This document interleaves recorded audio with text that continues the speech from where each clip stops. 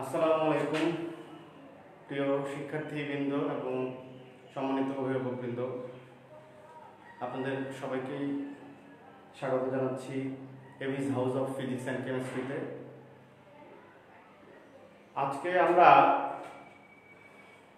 নবম দশম শ্রেণীর ষষ্ঠ অধ্যায় যে চ্যাপ্টারটি রয়েছে মৌলের ধারণা ও রাসায়নিক গণনা, এই চ্যাপ্টারটা নিয়ে আমরা বেসিক কিছু জিনিস আলোচনা করব।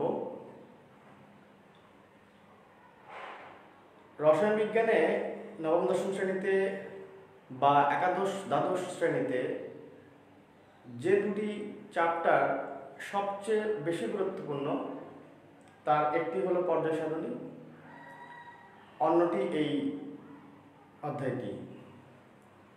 এই অধ্যায় দুটি খুব ভালো করে আয়ত্ত করতে পারলে রসায়ন বিজ্ঞানের বেশিরভাগ সমস্যারই সমাধান হয়ে যায়।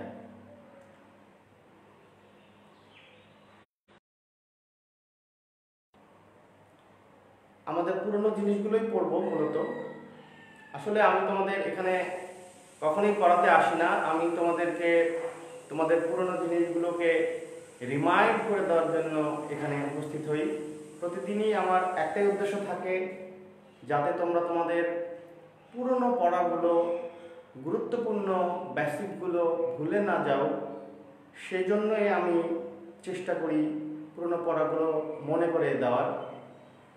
আশা করি আজকের ক্লাসটিও তোমাদের কাছে যথেষ্ট আনন্দদায়ক হবে। প্রিয় শিক্ষার্থী বন্ধুরা, রসায়ন বিজ্ঞানের সবচেয়ে মজার যে চ্যাপ্টারগুলো আছে তার মধ্যে আমি মনে করি এই চ্যাপ্টারটি অন্যতম। কারণ এই চ্যাপ্টারে মুখস্থ করার মতো তেমন কোনো কিছুই নেই, সব বুঝে বুঝে পড়তে হয় এবং সবই পারার মতো পারা যায়। আর আমরা ক্লাসটা শুরু করি। ক্লাস শুরু করলে আমরা বুঝে ফেলবো যে এই চ্যাপ্টারটি আসলেই কতটুকু সহজ। তো আমরা চলে যাচ্ছি ক্লাসে। প্রিয় শিক্ষার্থী বৃন্দ, আমরা সর্বপ্রথম যে জিনিসটি নিয়ে আজকে আলোচনা করব সেটি হলো আণবিক ভর বা আপেক্ষিক আণবিক ভর। আমরা জানি কোন মৌলের নিউক্লিয়াসে যতগুলো নিউট্রন এবং যতগুলো প্রোটন থাকে তার যোগফলকেই ওই মৌলের বা পরমাণুর আণবিক ভর বলে। এভাবে যদি কয়েকটি পরমাণু মিলে একটি অণু তৈরি করে, তবে সেই পরমাণুগুলোর পারমাণবিক ভর আমরা যদি যোগ করি এবং এই যোগ করার ফলে আমরা যে টোটাল নাম্বারটা পাবো সেটি হবে সেই মৌলের বা যৌগের আণবিক ভর। কথা হলো আমরা আণবিক ভর নিয়ে এটা একটু শুরু থেকে জেনে নিই। আমরা একটু একদম শুরু থেকে চলে আসি। আমরা উদাহরণস্বরূপ একটা মৌল নিয়ে কথা বলতে পারি। উদাহরণস্বরূপ আমরা একটা মৌল নিয়ে কথা বলি। প্রিয় শিক্ষার্থী বন্ধুরা, আসো আমরা আলোচনায় চলে যাই। ধরে নেই কার্বন একটি পরমাণু।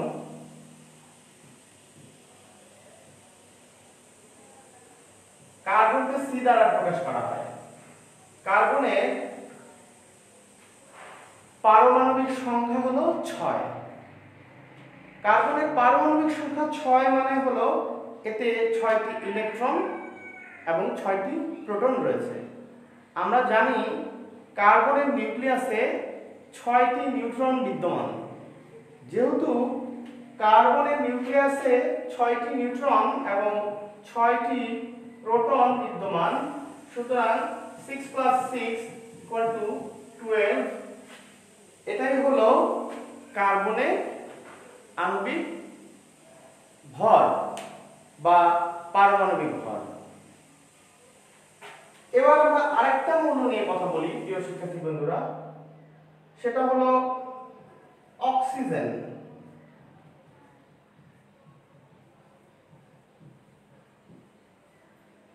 অক্সিজেনকে O দ্বারা প্রকাশ করা হয়।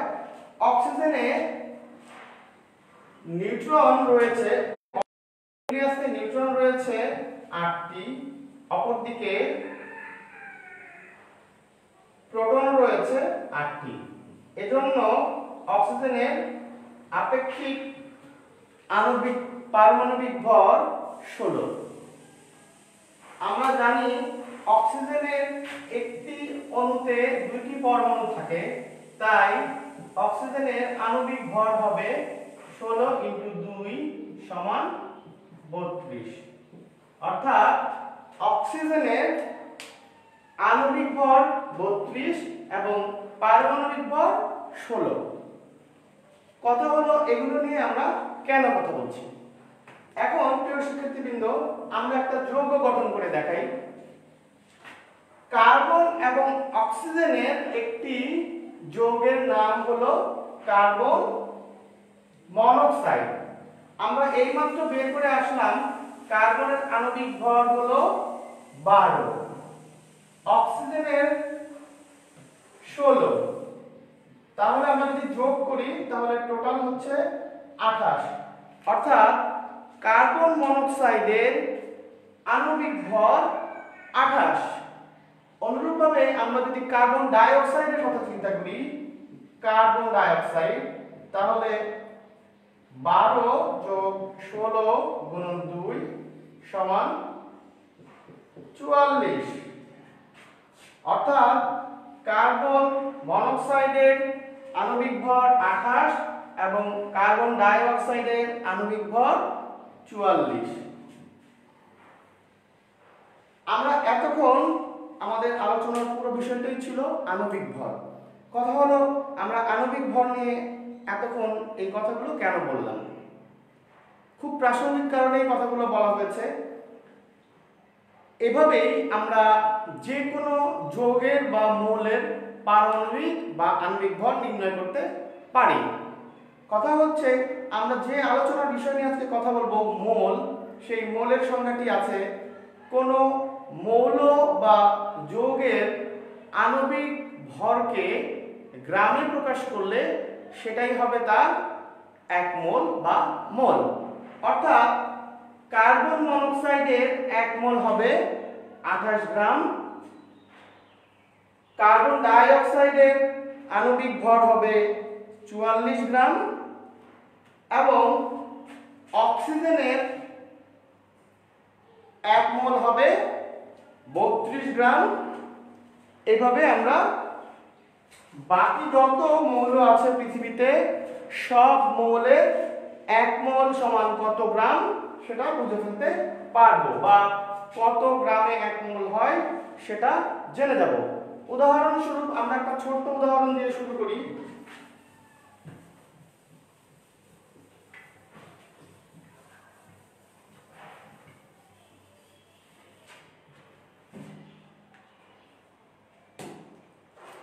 ধরে নেই সোডিয়াম হাইড্রোক্সাইড।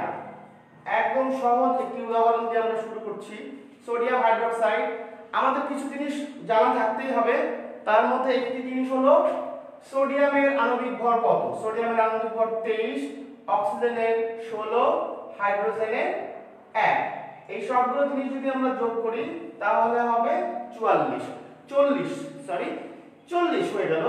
অর্থাৎ এই 40 হলো সোডিয়াম হাইড্রোক্সাইডের আণবিক ভর। আমরা এইমাত্র বলেছি আণবিক ভরকে যদি আমরা গ্রামে প্রকাশ করি তাহলে সেটাই হয়ে যাবে তার 1 মোল। অর্থাৎ সোডিয়াম হাইড্রোক্সাইডের 1 মোল সমান 40 গ্রাম। আরেকটা উদাহরণ আমরা নিই, যেমন সোডিয়াম ক্লোরাইড। আমরা জানি সোডিয়ামের আণবিক ভর 23, ক্লোরিনের 35.5। এই দুটোকে যদি আমরা যোগ করি তাহলে হবে 58.5। অর্থাৎ এই 58.5 মানেই হলো সোডিয়াম ক্লোরাইডের 1 মোল। আরেকটা উদাহরণ দেই আমরা, ধরি একটি অ্যাসিড H2SO4। এই অ্যাসিডটিকে চিনবে না এমন কোন শিক্ষার্থী নবম দশম শ্রেণীতে নেই আমি মনে করি। এই অ্যাসিডে এখানে হাইড্রোজেন আছে 2টি, 1 × 2 সালফার আণবিক ভর 32, অক্সিজেন পারমাণবিক ভর 16 × 4। আমরা যদি এগুলো যোগ করি 2 যোগ 32 যোগ 64, তাহলে ইন টোটাল হচ্ছে 98। এখন এই 98 এর পাশে যদি আমরা গ্রাম দিয়ে দেই তাহলে সেই গ্রামটি হবে সালফিউরিক অ্যাসিডের 1 মোল, অর্থাৎ সালফিউরিক অ্যাসিডের 1 মোল 98 গ্রাম, সোডিয়াম হাইড্রোক্সাইডের 1 মোল 40 গ্রাম এবং সোডিয়াম ক্লোরাইডের আণবিক ভর এবং 1 মোল হলো 58.5 গ্রাম। অর্থাৎ যে কোনো মৌল বা তার যে কোনো যৌগের তার নিজস্ব আণবিক ভরটি তার 1 মোলের সমান। প্রিয় শিক্ষার্থীবৃন্দরা, আমি মনে করি তোমাদের জিনিসটি যথেষ্ট পরিষ্কার হয়েছে। আমরা প্রয়োজন পড়লে এবং সঙ্গত কারণে মাঝে মাঝে এই বিষয়গুলো আবার চলে আসবে, তখন আবারও এই জিনিসগুলো রিপিট করব। আমরা পরের টপিকটাতে যাই, সেটা হলো মোলার দ্রবণ। আমরা যে পরের টপিকটাতে যাব সেই টপিকটা হলো কি, মোলার দ্রবণ। মোলার দ্রবণের সংজ্ঞাটা দিয়ে আগে শুরু করি। মোলার দ্রবণের সংজ্ঞাটি এরকম যে নির্দিষ্ট তাপমাত্রায়, এই জিনিসটা থাকবেই যে তাপমাত্রাটা ফিক্স থাকতে হবে, নির্দিষ্ট তাপমাত্রায় 1 লিটার কোনো দ্রবণের মধ্যে যদি 1 মোল পরিমাণ কোনো দ্রবীভূত থাকে তাহলে ওই দ্রবণকে ওই দ্রবের মোলার দ্রবণ বলে। অর্থাৎ কোনো একটি 1 লিটার দ্রবণের মধ্যে, 1 লিটার দ্রবণ মানে তোমরা তো বুঝতেই পারছো 1000 মিলিলিটার, কোনো একটি 1 লিটার দ্রবণের ভিতরে যদি 58.5 গ্রাম সোডিয়াম ক্লোরাইড থাকে তাহলে ওই দ্রবণটাকে বলা হবে সোডিয়াম ক্লোরাইডের 1 মোলার দ্রবণ। অপরদিকে 1 লিটার কোনো দ্রবণের মধ্যে যদি 40 গ্রাম সোডিয়াম হাইড্রোক্সাইড থাকে তাহলে ওই দ্রবণটাকে বলা হবে সোডিয়াম হাইড্রোক্সাইডের 1 মোলার বা 1 মোলার দ্রবণ বা মোলার দ্রবণ। ঠিক একইভাবে কোনো একটি 1 লিটার পাত্রের যদি 98 গ্রাম সালফিউরিক অ্যাসিড 1 লিটার দ্রবণের ভিতরে দ্রবীভূত থাকে তাহলে সেই দ্রবণটিকে বলা হবে ওই মৌল অর্থাৎ সালফিউরিক অ্যাসিডের 1 মোলার বা মোলার দ্রবণ। আমি একটু জিনিসটা বোঝাই মোলার দ্রবণ কিভাবে প্রস্তুত করা যেতে পারে। প্রিয় শিক্ষার্থীবৃন্দরা, আমরা একটু একটা চিত্র আঁকি, একে দেখাই।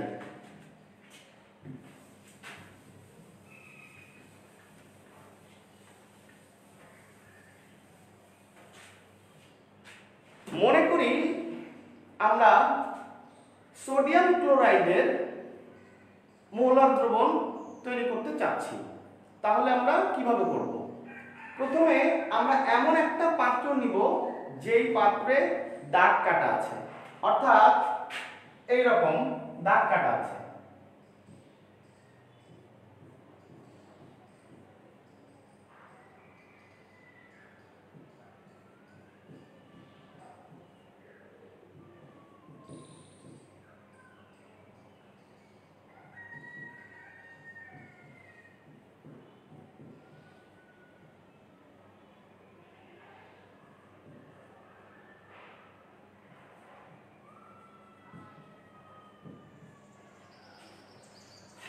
ধরি এরকম একটি পাত্রে 0.25 litre, 0.5 litre, 0.75 litre, 1 litre, 1.25 litre and 1.50 litre এভাবে দাগান্বিত আছে।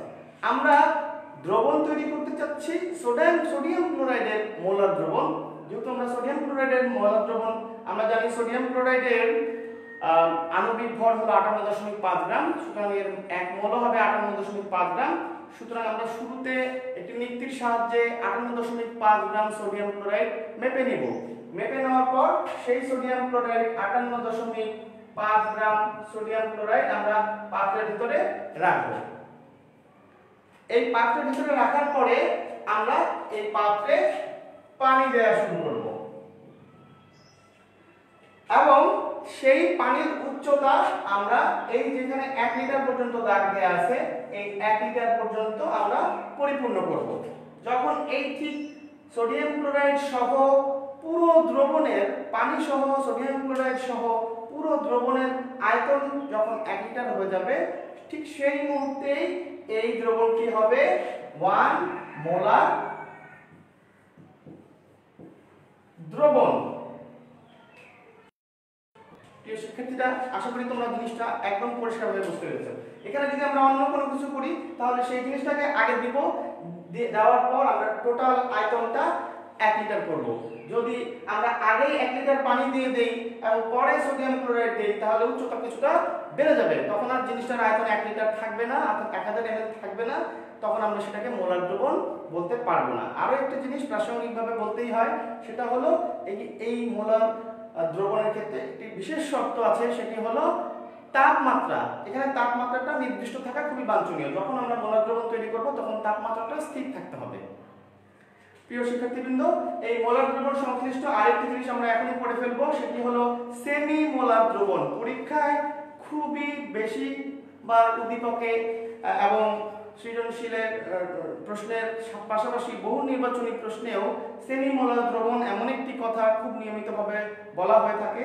সেমি মোলার দ্রবণ, সেমি মোলার দ্রবণ হলো কোনো দ্রবণের ঘনমাত্রা যদি 1 মোলার না হয়ে 0.5 মোলার হয়, অর্থাৎ ঘনমাত্রাটি অর্ধেক হয়, তাহলে সেই দ্রবণটিকে বলা হবে সেমি মোলার দ্রবণ। অর্থাৎ সোডিয়াম ক্লোরাইডের 1 মোলার দ্রবণের প্রয়োজন হয়েছে 58.5 গ্রাম সোডিয়াম ক্লোরাইড। যদি আমরা সেমি মোলার দ্রবণ তৈরি করতে চাই, সেমি মোলার 0.5 মোলার দ্রবণ যদি আমরা তৈরি করতে চাই, তাহলে আমরা 58.5 গ্রাম না দিয়ে ঠিক এর অর্ধেক পরিমাণ পদার্থ নিব, অর্থাৎ 58.5 এর অর্ধেক হলো 29.25, অর্থাৎ 29.25 গ্রাম সোডিয়াম ক্লোরাইড দিয়ে যদি আমরা এইরকম 1 লিটার একটি দ্রবণ তৈরি করে ফেলি, তাহলে সেই দ্রবণটি হবে সেমি মোলার দ্রবণ। আর একটা দ্রবণ আমরা খুব নিয়মিত শুনে থাকি, সেটা হলো ডেসিমোলার দ্রবণ। কোন দ্রবণকে ডেসিমোলার দ্রবণ বলা হয়? যে দ্রবণের ঘনমাত্রা 0.1 মোলার, অর্থাৎ সাধারণ মোলার দ্রবণের থেকে যার ঘনমাত্রা 10 ভাগের 1 ভাগ, সেই দ্রবণকে বলা হবে ডেসিমোলার দ্রবণ। অর্থাৎ আমি একটু তোমাদেরকে বোর্ডে লিখে দেখাই। সোডিয়াম ক্লোরাইড, আমি উপরে হেডিং দিয়ে দিলাম, এটা সোডিয়াম ক্লোরাইড। যদি আমরা 1 মোলার দ্রবণ তৈরি করতে চাই, 1 মোলার দ্রবণ যদি তৈরি করতে চাই, তাহলে আমাদের প্রয়োজন হবে 58.5 গ্রাম সোডিয়াম ক্লোরাইড। যদি আমরা 0.5 মোলার দ্রবণ তৈরি করতে চাই, তাহলে আমাদের প্রয়োজন হবে 29.25 গ্রাম সোডিয়াম ক্লোরাইড। আর যদি আমরা ডেসিমোলার দ্রবণ অর্থাৎ 0.1 মোলার দ্রবণ তৈরি করতে চাই, তাহলে আমাদের প্রয়োজন হবে 5.85 গ্রাম সোডিয়াম ক্লোরাইড। আশা করি এই উদাহরণটির মাধ্যমে একদম স্পষ্ট হয়ে গেল যে আমরা কিভাবে মোলার, সেমিমোলার এবং ডেসিমোলার দ্রবণ প্রস্তুত করব। সুপ্রিয় শিক্ষার্থীবৃন্দরা, যে কোনো রাসায়নিক বিক্রিয়া করার আগে ওই বিক্রিয়ায় যে সকল বিক্রিয়ক বিক্রিয়া করবে তাদের পরিমাণ এবং ঘনমাত্রা জানা খুবই প্রয়োজনীয় একটি বিষয়। কারণ ঘনমাত্রা অজানা থাকলে বিক্রিয়াটিতে ঠিক কি পরিমাণ বিক্রিয়ক দিতে হবে সেটি বোঝা সম্ভব হবে না। এর ফলে আমরা কাঙ্ক্ষিত যে উৎপাদ তৈরি করতে চাই সেই উৎপাদটি তৈরি করা অসম্ভব হয়ে পড়বে, বা রাসায়নিক দ্রব্যাদি নষ্ট হতে পারে, বা আমরা বিপজ্জনকভাবে কোনো কিছুতে জড়িয়ে যেতে পারি। সেজন্য যে কোনো রাসায়নিক বিক্রিয়া শুরু করার পূর্বে ঘনমাত্রা এবং আনুষঙ্গিক যে বিষয়গুলো আছে সেগুলো অবশ্যই জেনে নেওয়া অতীব জরুরি। প্রিয় শিক্ষার্থীবৃন্দরা,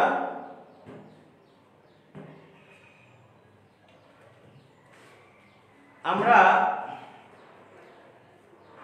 এরপরে যে বিষয়টি নিয়ে আলোচনা করব সেটা হলো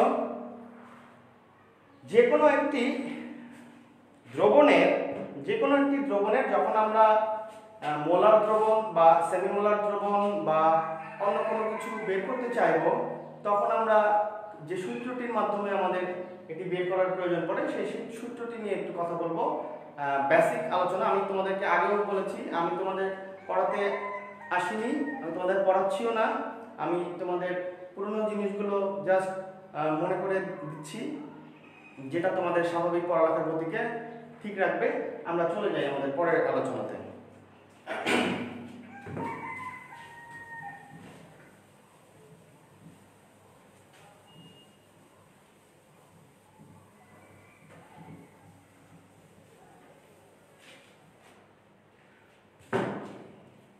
আমি যে সূত্রটির কথা তোমাদেরকে বলছিলাম সেই সূত্রটি হলো, এখানে কর্নারে লিখি W = SMV / 1000।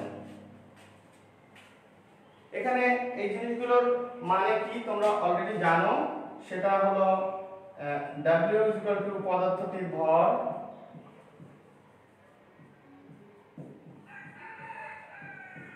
বা পরিমাণ,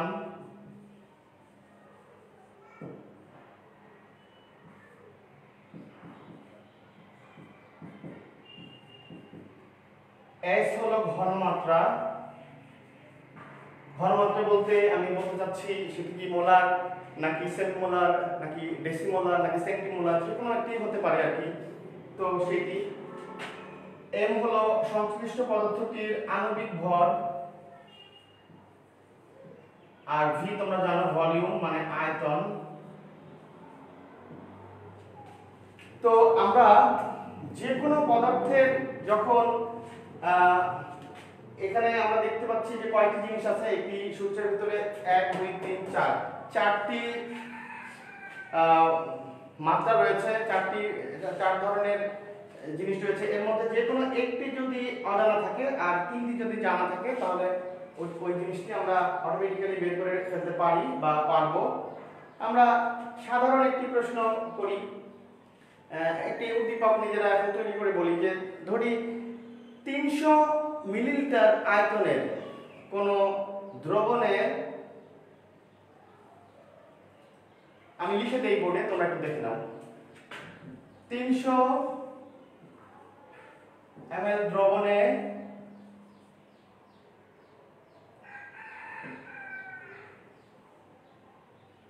50 গ্রাম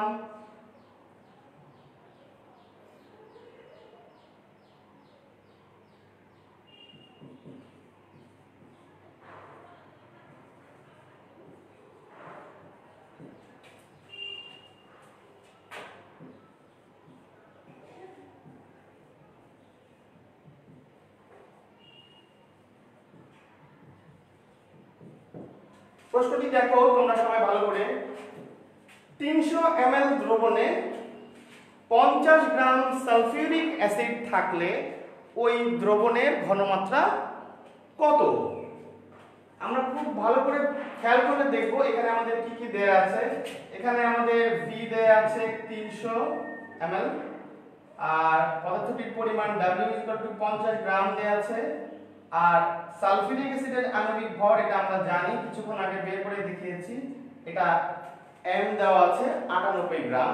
সুতরাং আমরা আমাদের যে সূত্রটি আছে সেই সূত্রটি যদি ব্যবহার করি যে W = SMV / 1000, এই সূত্রটি যদি আমরা ব্যবহার করি তাহলে আমরা S এর মানটি খুব সুন্দরভাবে পেয়ে যাব। S হবে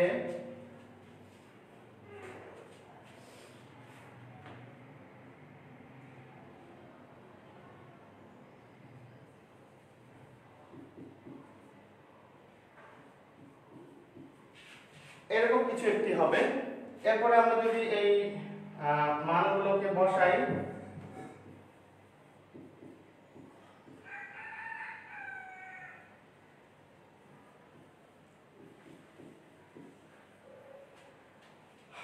প্রিয় শিক্ষার্থীবৃন্দ, আমাদের ক্যালকুলেটর নেই, তো তোমরা মনে মনে হিসাব করো, এক্সাক্ট আনসার এখন বের না করলেও চলবে, তারপর আমরা চেষ্টা করে দেখতে পারি।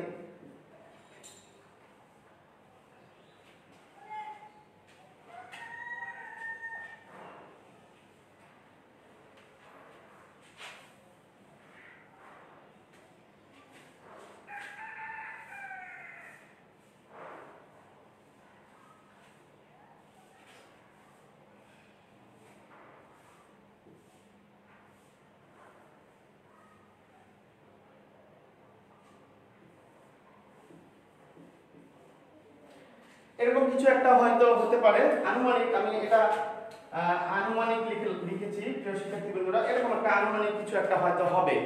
তো আমরা আবার একটু রিমাইন্ড করি জিনিসটাকে, আবার একটু রিভিউ করি। সেটা হলো যে 300 ml দ্রবণে 50 গ্রাম সালফিউরিক অ্যাসিড থাকলে, 300 ml দ্রবণে 50 গ্রাম সালফিউরিক অ্যাসিড থাকলে ওই দ্রবণের ঘনমাত্রা কত। আমরা যেহেতু আয়তন জানি 300 ml লিখলাম, এরপরে কতটুকু পরিমাণ জানি W = 50 গ্রাম, পদার্থটির আণবিক ভর 98 গ্রাম, সেগুলো বসালাম, সূত্রটি থেকে আসলাম, আসার পরে W = SMV/1000, সেখান থেকে আমরা এরকম একটি জিনিস পেয়ে গেলাম।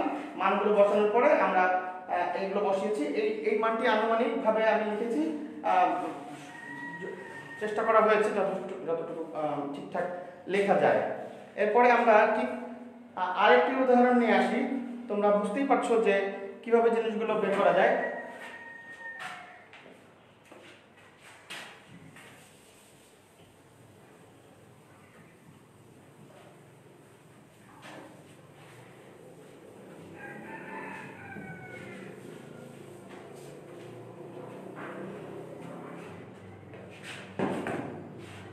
প্রিয় শিক্ষার্থীবৃন্দ, আমার কাছে সবচেয়ে পছন্দের সাবজেক্ট হলো কেমিস্ট্রি। আমার মনে হয় না এর থেকে সহজ আর কোনো সাবজেক্ট এবং ইন্টারেস্টিং যেটা বলে সবচেয়ে আনন্দদায়ক এমন আর কোনো সাবজেক্ট সায়েন্সে হয়তো আর নেই। এই জিনিসটি যত কঠিন লাগে ততই পড়তে ভালো লাগে এবং খুব আনন্দ পাওয়া যায়। তো আমরা কথা না বাড়াই, আবার আমরা পরের টপিকে চলে যাব। আমরা একটি বিষয় নিয়ে আমরা এখন একটু কথা বলতে চাইব, সেটা হলো অ্যাভোগাড্রো সংখ্যা। অ্যাভোগাড্রো সংখ্যা বলে আমরা একটি জিনিস আমাদের পাঠ্য বইয়ে দেখেছি। বিজ্ঞানী অ্যাভোগাড্রো উনি বলেছেন, এই যে 1 মোল পরিমাণ যে বস্তু, এই 1 মোল পরিমাণ বস্তুর ভেতরে, সব বস্তুর ভেতরে একটি নির্দিষ্ট পরিমাণ অণু বা পরমাণু বা আয়ন বিদ্যমান থাকে। অর্থাৎ একটি মৌল যত গ্রামই হোক না কেন, একটি যৌগ যত গ্রামই হোক না কেন, সেটি যদি 1 মোল পরিমাণ হয় তাহলে তার ভিতরে একটি ফিক্সড, একটি ধ্রুব সংখ্যক অণুপরমাণু থাকবে। বিজ্ঞানী অ্যাভোগাড্রো এটা আবিষ্কার করায় এই সংখ্যাটিকে অ্যাভোগাড্রো সংখ্যা বা নাম্বার অফ অ্যাভোগাড্রো বলা হয়। এই সংখ্যাটি তোমরা জানো সবাই, এটাকে প্রকাশ করা হয় বড় হাতের n এবং সাফিক্সে ছোট একটি a, নাম্বার অফ অ্যাভোগাড্রো। এটার মান হলো 6.02 × 10⁻23। এটি যেহেতু একটি সংখ্যা, এতটি অণু থাকে, অ্যাভোগাড্রো সংখ্যা হলো এতটি, অ্যাভোগাড্রো নাম্বার হলো এটি। তার মানে আমরা জানি হাইড্রোজেনের আণবিক ভর হলো 2 গ্রাম, অক্সিজেনের আণবিক ভর 32 গ্রাম, কার্বন ডাই অক্সাইডের আণবিক ভর 44 গ্রাম, সালফিউরিক অ্যাসিডের আণবিক ভর 98 গ্রাম। এভাবে আরো যদি অনেক মৌল আমরা লিখি বা যৌগ লিখি, নাইট্রোজেন এর আণবিক ভর 28 গ্রাম, সালফার ডাই অক্সাইড যেটা আণবিক ভর 64 গ্রাম, এগুলো সবই গ্রাম।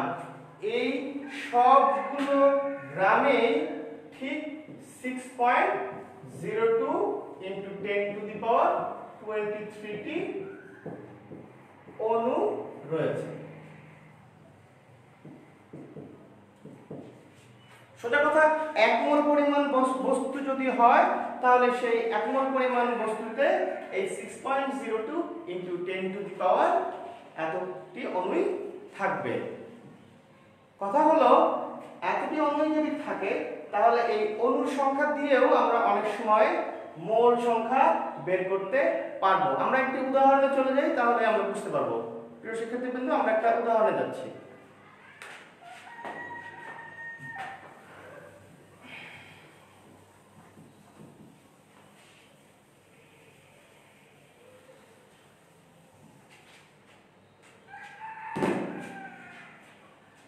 উদাহরণটি এভাবে লেখা যায়, 2.56, একটু সহজ করে লিখি, 3.01 into 10 to the power 23t sulphuric acid এর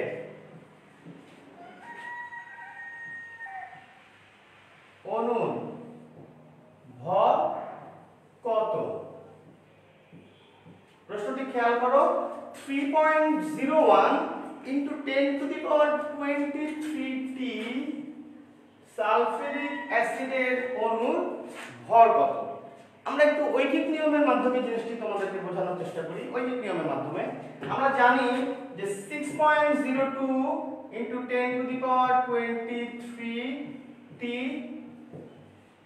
অণুর ভর 98 গ্রাম বা 1 মোল।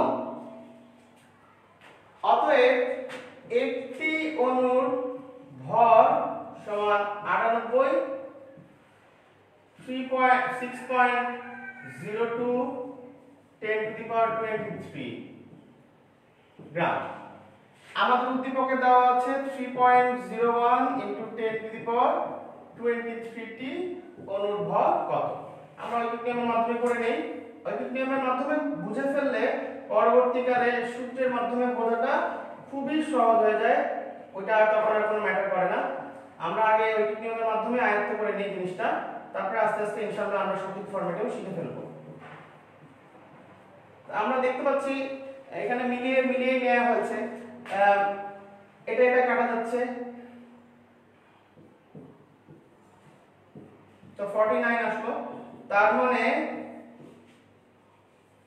তার মানে 3.01 into 10 to the power 23t sulphuric acid অণুর ভর হলো 49 গ্রাম। আর আমাদের যদি এই প্রশ্নটি আরেকটু এক্সটেনশন করা থাকতো যে 3.01 into 10 to the power 23t sulphuric অ্যাসিডের অণু কত মোল, যদি বলতো এটা কত মোল, তাহলে আমরা সেক্ষেত্রে বের করে ফেলতাম। এখান থেকে বের করতে পারবো যে 98 গ্রাম মানে হলো 1 মোল, তাহলে 1 গ্রাম সমান 98 এত মোল, এবং 49 গ্রাম সমান 49 into 1 into 98, সুতরাং 0.5 মোল। একদম পরিষ্কার হয়ে যাচ্ছে জিনিসটা তোমাদের জন্য, যে দেখো প্রশ্নে বিভিন্নভাবে দেয়া থাকে, সেই প্রশ্নগুলো আমরা এভাবেই সলভ করার চেষ্টা করি। এক সময় এভাবে দেওয়া থাকে, আমরা ঐকিক নিয়মে আগে বুঝে নেই। ঐকিক নিয়মে যদি আমরা বুঝে ফেলতে পারি তাহলে সাধারণ জিনিসটা একদমই সহজ আর কি।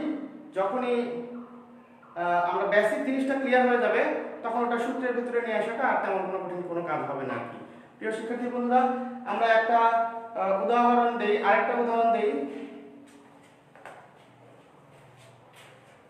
এবার একটা উদাহরণ দেই, আয়তন নিয়ে উদাহরণ দিতে পারি আমরা, আয়তন নিয়ে।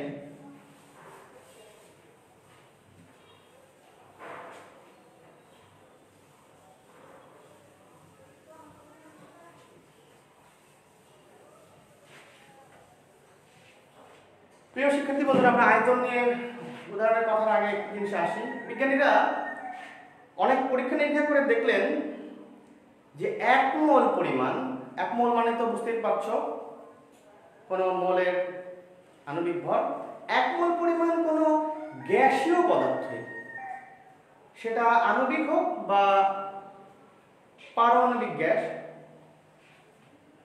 তো সোজা কথা মৌলিক গ্যাস হোক আর আণবিক কোনো গ্যাসের অণু হোক না কেন, যৌগিক অণু হোক না কেন, 1 মোল পরিমাণ যে কোনো গ্যাসের আয়তন হলো 22.4 লিটার। আবারও আমি রিপিট করছি, 1 মোল পরিমাণ কোন গ্যাসের আয়তন হলো 22.4 লিটার। এর মানে হলো কোন গ্যাসের আয়তন যদি 1 মোল হয়, পরিমাণ যদি 1 মোল হয়, তাহলে সেটা 22.4 লিটার জায়গা দখল করে ফেলবে। 22.4 লিটার বলতে কতখানি বোঝায় আমি তোমাদের একদিন বুঝিয়েছিলাম। বাসা বাড়িতে আমরা যে গ্যাসের সিলিন্ডারটি ব্যবহার করি ওই রকম একটি সিলিন্ডারের থেকে আর একটু বড়, সামান্য একটু বড় মাপের সিলিন্ডারই হলো 22.4 লিটার। অর্থাৎ 1 মোল পরিমাণ কোনো গ্যাস অতখানি জায়গা দখল করে ফেলবে নির্দিষ্ট চাপে, 1 অ্যাটমসফিয়ার চাপে। যদি আমরা চাপটাকে ঠিক রাখি, সোজা কথা স্ট্যান্ডার্ড টেম্পারেচার এন্ড প্রেসারে রাখি এসটিপি তে, তাহলে সেটা 22.4 লিটার এলাকার জায়গা দখল করে থাকবে। আমরা একটু জিনিসটা দেখাই। যেমন আমরা ধরি হাইড্রোজেনের 1 মোল হলো 2 গ্রাম, অক্সিজেনের 1 মোল হলো 32 গ্রাম, সালফার ডাই অক্সাইডের, এগুলো সবই গ্যাস। প্রিয় শিক্ষার্থী বন্ধুরা, গ্যাস নিয়ে কথা হচ্ছে এখানে। যেহেতু আয়তনের ব্যাপার, এই কঠিন পদার্থ নিশ্চয়ই ছুটে ছিটে থাকবে না, কঠিন পদার্থ একটি নির্দিষ্ট জায়গায় থাকে, এর আয়তনের কোনো পরিবর্তন হয় না, কিন্তু চাপের ফলেও এর আয়তন একই থাকে। কিন্তু গ্যাসীয় পদার্থের আয়তন এক এক চাপে এক এক রকম বা এক এক তাপমাত্রা এক এক রকম হয়ে যায়। সেজন্য স্ট্যান্ডার্ড টেম্পারেচার এন্ড প্রেসারে এসটিপি তে 1 মোল পরিমাণ যে কোনো, আমরা তো সেটার 1 মোল লিখে নিই আগে, 64, carbon die oxide 44, carbon monoxide 28, এইগুলো সবই এদের 1 মোল পরিমাণ লেখা হয়েছে। এবং এই 1 মোল পরিমাণ এবং এদের এই 1 মোল পরিমাণ গ্যাসের প্রত্যেকটিরই আয়তন হলো 22.4 লিটার বা 22,400 মিলিলিটার। পরীক্ষায় এই দুই ভাবেই দেয়া থাকে প্রিয় শিক্ষার্থীবৃন্দরা, সেটা হলো 22.4 লিটারও দেয়া থাকে, আবার 22,400 মিলিলিটারও দেয়া থাকে। তো আমরা পরীক্ষায় যখন আনসার করব তখন এই একক অংশের জিনিসগুলো খুব ভালো করে খেয়াল করব, কারণ অনেক সময় একদম খুব ভালো বেসিক এবং খুব নখদর্পণে থাকার পরও আমরা এই জায়গাগুলোতেই ভুল করে চলে আসি। এর ফলে দেখা যায় যে আমরা আমাদের কাঙ্ক্ষিত ফলাফল পাই না। তো আমরা একটা উদাহরণে চলে যাব, তাহলে আমরা বুঝে যাব যে এই বিষয়টি আসলে কি বোঝাতে চাচ্ছে।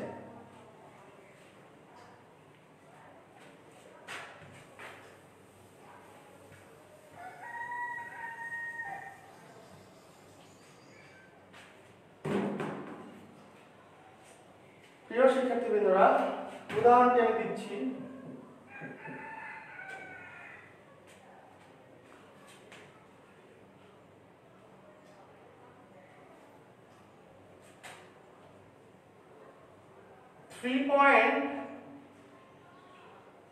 .0 লিটার হাইড্রোজেন এর আয়তন কত? প্রশ্নটি আবার খেয়াল করো। 3.0 লিটার হাইড্রোজেনের আয়তন কত? আমরা আবার ঐকিক নিয়ম যাব। ঐকিক নিয়মটা কেমন? আমরা জানি হাইড্রোজেনের 1 মোল হলো 2 লিটার, 1 মোল হাইড্রোজেনের 3. আচ্ছা, আমি একটু প্রশ্নটা আরেকটু চেঞ্জ করে নেই, প্রশ্নটা ভুল হয়েছে, লিটার হবে না এখানে,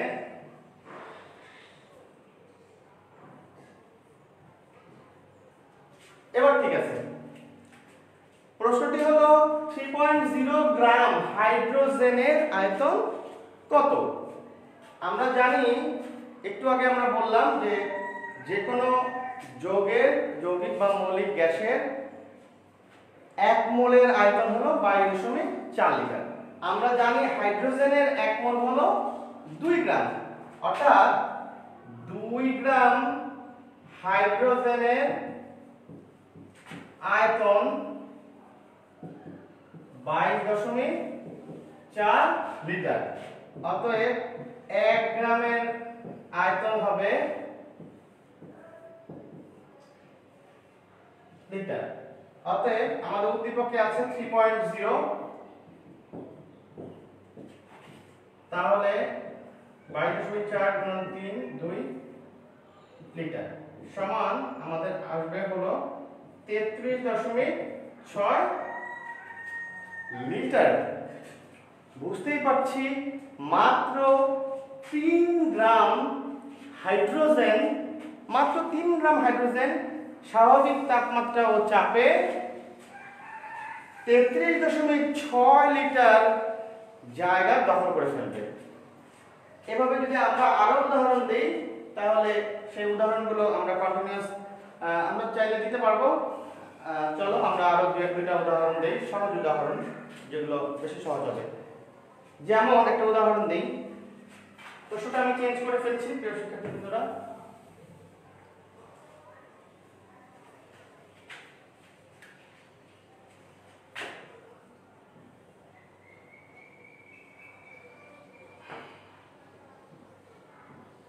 22 গ্রাম কার্বন ডাই অক্সাইডের আয়তন কত? 22 গ্রাম কার্বন ডাই অক্সাইড গ্যাসের আয়তন কত? আমরা জানি কার্বন ডাই অক্সাইডের আণবিক ভর হলো 44 গ্রাম। তাহলে 44 গ্রাম কার্বন ডাই অক্সাইডের আয়তন হবে কত লিটার? 22.4 লিটার। 44 গ্রাম কার্বন ডাই অক্সাইডের আয়তন হবে 22.4 লিটার।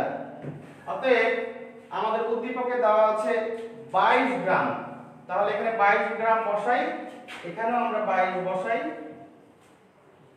তাহলে আমাদের উত্তরটা চলে আসবে 11.2 লিটার।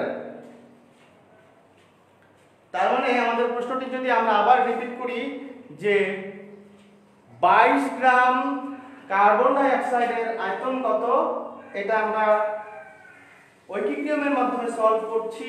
আমরা জানি কার্বন ডাই অক্সাইডের 1 মোলের ভর হলো 44 গ্রাম, অর্থাৎ 44 গ্রাম কার্বন ডাই অক্সাইডের আয়তন 22.4 লিটার।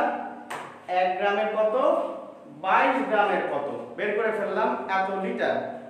এখন এই প্রশ্নটি যদি আর একটু বাড়ানো থাকতো যে 22 গ্রাম কার্বন ডাই অক্সাইডের আয়তন কত এবং 22 গ্রামে কতটি অণু বিদ্যমান, 22 গ্রামে কতটি অণু বিদ্যমান, এটি আরো সহজ প্রিয় শিক্ষার্থী বন্ধুরা। আমরা অলরেডি এর আয়তন বের করে ফেলেছি। যেহেতু 22.4 লিটারে থাকবে হলো 6.02 10 টু দি পাওয়ার 23 টি অণু, সুতরাং 11.2 লিটারে কতটি হবে সেটা আমরা একদম স্পষ্টত বের করে ফেলতে পারবো। ম্যাথ করলে বের হয়ে যাবে, आंसरটি আসবে হলো 3.01 10 টু দি পাওয়ার 23 এতটি অণু থাকবে এই 22.4 লিটার কার্বন ডাই অক্সাইডে।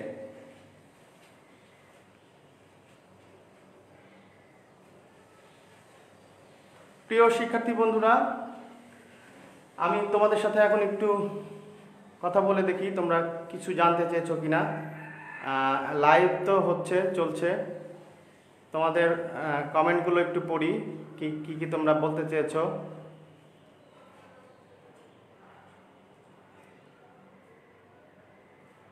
আচ্ছা প্রিয় শিক্ষার্থী বন্ধুরা, তোমরা খেয়াল করো, তোমাদের অনলাইনে তোমরা যে আমাকে প্রশ্নগুলো করেছো সেই প্রশ্নগুলো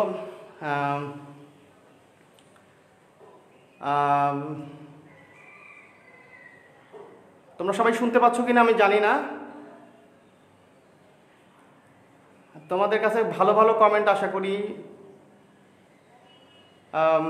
সুমাইয়া আফরিন বলেছে তোমরা ভয়েসটা শুনে কনসেন্ট্রেট করো, একদিন এমনি একটু হতেই পারে। আমি আসলে জানি না কেন এমন হচ্ছে। হ্যাঁ,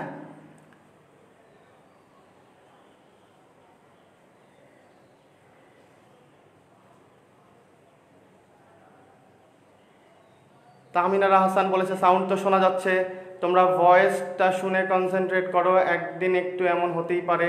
আসলে কি হচ্ছে আমি নিজেও বুঝতে পারছি না। প্রিয় শিক্ষার্থী বন্ধুরা, আমি খুবই দুঃখিত যে আমি বুঝতে পারছি না। আমি তো এমন একটা জায়গা থেকে শ্যুটটা করছি যে, আচ্ছা সরি, আমি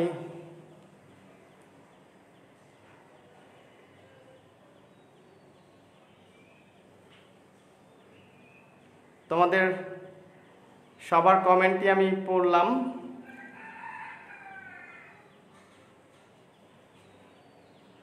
তোমরা অনেক সাউন্ড নিয়ে সবাই কমেন্ট করেছো যে সাউন্ড ভালো আসছে না। আমি আসলে বুঝতে পারছি না, আমার ফোনে হয়তো ফোনও আসতে পারে, এই পাশ থেকে বোঝা যাচ্ছে না ফোনটা এসেছিল কিনা।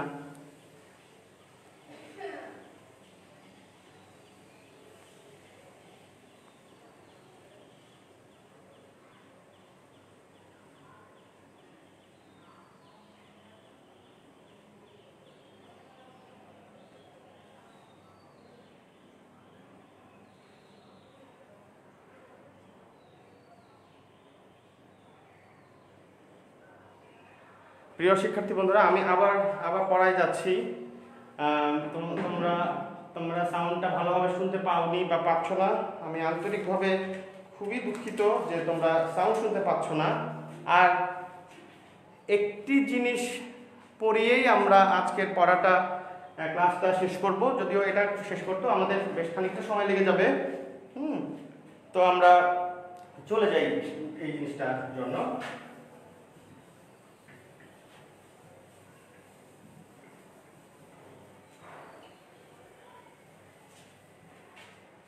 প্রিয় শিক্ষার্থীবৃন্দ, রাসায়নিক বিক্রিয়াতে যখন আমরা সমীকরণটি লিখি তখন সমীকরণের সমতা করে নেওয়াটা খুবই গুরুত্বপূর্ণ একটি বিষয়। কারণ অনেক ক্ষেত্রে এই সমতা সঠিকভাবে না করার কারণে আমাদের গণনায় ভুল হওয়ার সম্ভাবনা থেকে যায়। এজন্য আমাদের রাসায়নিক বিক্রিয়ায় লেখার সময় অবশ্যই সমীকরণের সমতার বিষয়টি যথেষ্ট গুরুত্বের সাথে দেখা উচিত। আমরা সাধারণ একটি বিক্রিয়া নিয়ে এখন লিখব এবং এই সাধারণ বিক্রিয়াটির পর আমরা একটি প্রশ্নে যাব। আসো আমরা বিক্রিয়াটি দেখি।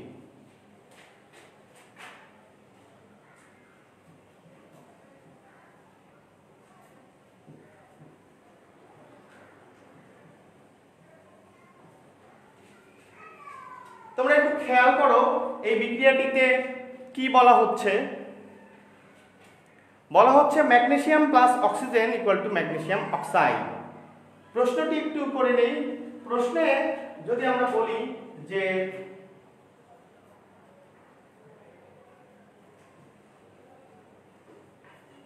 পঞ্চাশ গ্রাম ম্যাগনেসিয়াম অক্সাইড প্রস্তুত করার জন্য কি পরিমাণ অক্সিজেন প্রয়োজন। প্রশ্নটি আবার বলি, 50 গ্রাম ম্যাগনেসিয়াম অক্সাইড প্রস্তুত করার জন্য কি পরিমাণ অক্সিজেন প্রয়োজন। এই প্রশ্নটি উত্তর দেওয়ার আগে সর্বপ্রথমে আমাদের এই বিক্রিয়াটি সমতা করে নেওয়া লাগবে। দেখো এখানে অক্সিজেন আছে কয়টি? দুইটি। ওইখানে অক্সিজেন আছে একটি। আমরা এখানে একটি যদি 2 দিয়ে দেই তাহলে কিন্তু অক্সিজেনটা সমান হয়ে গেল, কিন্তু এর ফলে ম্যাগনেসিয়াম হয়ে গেল 2টা। সুতরাং আমরা যদি এখানে একটা 2 দিয়ে দেই তাহলে এই বিক্রিয়াটি সমতা হয়ে গেল। আমরা একটু নিচে আণবিক ভরগুলো লিখে ফেলি। আমরা জানি ম্যাগনেসিয়ামের আণবিক ভর হলো 24। সুতরাং যেহেতু 2 মোল পরিমাণ আছে তাহলে এখানে ম্যাগনেসিয়াম আছে হলো 48 গ্রাম, এখানে অক্সিজেন আছে 32 গ্রাম, এখানে ম্যাগনেসিয়াম অক্সাইড আছে 80 গ্রাম।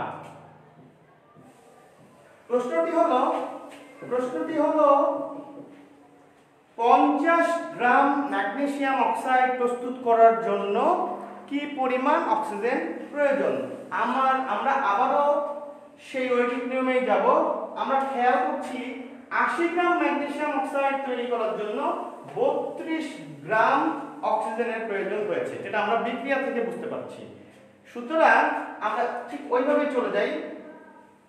আমাদের বলেছে কি পরিমাণ অক্সিজেন প্রয়োজন। আমরা লিখি 80 গ্রাম ম্যাগনেসিয়াম অক্সাইড প্রস্তুতিতে অক্সিজেন প্রয়োজন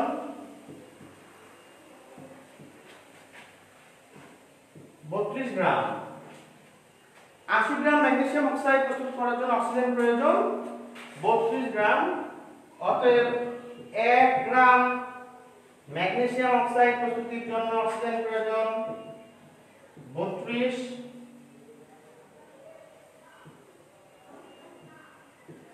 80 গ্রাম। অতএব আমাদের উদ্দীপকে দেওয়া আছে 50 গ্রাম ম্যাগনেসিয়াম অক্সাইড প্রস্তুতির জন্য প্রয়োজন। এখানে আমরা 50 গুণন 32 লিখলাম আর 80 ভাগ করে দিলাম। আমরা যদি কাটাকাটি করি তাহলে কাটাকাটি করি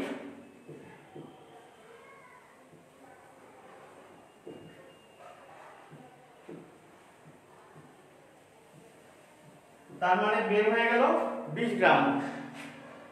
তোমরা দেখতেই পাচ্ছ যে উত্তরটি বের হয়ে গেল। যে প্রশ্নটি ছিল যে 50 গ্রাম ম্যাগনেসিয়াম অক্সাইড প্রস্তুত করার জন্য কি পরিমাণ অক্সিজেন প্রয়োজন হবে। আমরা ঐকিক নিয়মে করছি, এই কারণেই প্রিয় শিক্ষার্থী বন্ধুরা পরীক্ষায় তোমরা ঐকিক এবং সূত্রের মাধ্যমেও এই প্রশ্নগুলোর উত্তর দুইভাবেই দিতে পারবে, তবে সূত্রের মাধ্যমে দেওয়াটাই বেস্ট হবে। ঐকিক নিয়মে করানোর একটি কারণ যাতে আমরা আমাদের বেসিকটিকে ক্লিয়ার করে ফেলতে পারি যে আসলে সূত্রটি কোথা থেকে আসলো। যেহেতু সূত্র কিভাবে আসে সেই জিনিসটি যদি আমার কাছে পরিষ্কার না থাকে তাহলে জিনিসটি ভুলে যাওয়া খুবই স্বাভাবিক একটি বিষয় হয়ে দাঁড়াবে। এই কারণে ঐকিক নিয়মে তোমাদেরকে দেখানো হচ্ছে। প্রিয় শিক্ষার্থী বন্ধুরা, ক্লাসটি আমি আর দীর্ঘায়িত করব না। তোমরা হয়তো অনেকেই বিরক্ত হয়ে গেছো নেটওয়ার্কের প্রবলেমের কারণে, বা আমার ক্যামেরাতেও প্রবলেম থাকতে পারে। তোমাদের জন্য যথেষ্ট চেষ্টা করা হচ্ছে, প্রতিদিনই নিজেকে আপডেট করার চেষ্টা করছি যে কিভাবে ভালো সার্ভিস দেওয়া যায়, কিভাবে তোমাদেরকে পড়ালেখার মধ্যে রাখা যায়, কিভাবে তোমাদের পুরনো জিনিস তোমরা যাতে ভুলে না যাও সেই জিনিসটার দিকেই মনোযোগী হচ্ছি। প্রতিদিন তোমাদের জন্য চিন্তা করছি কিভাবে এই সংকটকালীন সময়টিকে আরো আনন্দদায়ক করা যায়, কিভাবে তোমাদের পাশে থাকা যায়, নিজেও একটু ভালো থাকতে পারি তোমাদের সবার মঙ্গলের কথা চিন্তা করে এবং নিজের কথা চিন্তা করেও। কারণ পড়ালেখা এমন একটা জিনিস, তোমরা শিক্ষার্থী, আমরা শিক্ষক, চর্চার মধ্যে না থাকলে যে কেউ যে কোনো মুহূর্তেই যে কোনো পড়ালেখা ভুলে যেতে পারে। সেজন্য আমাদেরও প্রচুর চর্চার প্রয়োজন হয়। এই ক্রান্তিকালীন সময়ে তোমাদের পড়ালেখা করানোর মাধ্যমে আমাদেরও কিছুটা চর্চা হচ্ছে, আমরাও আমাদের পুরনো জিনিসগুলোকে মনে রাখতে পারছি এবং সেগুলো আরও ভালোভাবে ডেভেলপ করতে পারছি। এটা আমাদের জন্য একটি খুশির কথা, সংবাদ। ক্রান্তিকালীন সময়টায় আমরা যে যাই করি না কেন পাশাপাশি পড়ালেখাটা করব, কারণ আমাদের মনে রাখতে হবে যে আর কিছুদিন পরেই দেশের অবস্থা আবার স্বাভাবিক হয়ে যাবে, তারপর আবার সবকিছু ঠিকঠাক চলা শুরু করবে এবং খুব কম সময়ের মধ্যেই বিভিন্ন পরীক্ষার সময় চলে আসবে। হয়তো প্রি টেস্ট চলে আসবে, একদম তাড়াতাড়ি সময়ে টেস্ট চলে আসবে, কিছুদিন পরে এসএসসি পরীক্ষা চলে আসবে। যারা এইচএসসি স্টুডেন্ট আছো তারা নতুন ক্লাসে ভর্তি হবে। সুতরাং আমাদের এই করোনাকালীন সময়টি বাসায় বসে নিয়মিত বই পুস্তক অনুশীলন করা খুবই গুরুত্বপূর্ণ এবং আমাদের মূল কাজটা হবে পুরনো পড়াটা আবার ঝালাই করে নেওয়া, যাতে আমরা নতুন করে সবকিছু আবার সময় মতো শুরু করে ফেলতে পারি খুব সহজেই। তোমাদের সবাইকে অসংখ্য ধন্যবাদ জানাচ্ছি। যে সকল অভিভাবকগণ তাদের বাচ্চাদেরকে এই অনলাইন ক্লাস দেখার সুব্যবস্থা করে দিয়েছেন বা বাচ্চাদেরকে সাপোর্ট দিচ্ছেন, তাদেরকেও অসংখ্য ধন্যবাদ জানাচ্ছি। আপনাদের সবাইকে অনেক অনেক ধন্যবাদ আমার সাথে এতক্ষণ থাকার জন্য। আল্লাহ হাফেজ, আসসালামু আলাইকুম।